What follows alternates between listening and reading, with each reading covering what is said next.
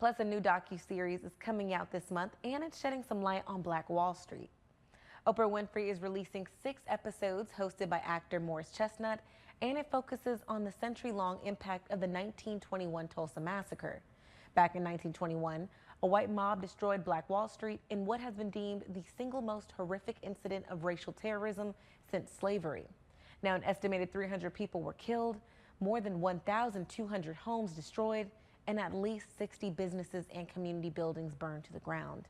And the fight for reparations is still going on, as the last 3 survivors are waiting for the Oklahoma Supreme Court to now hear an appeal on their previous case for reparations.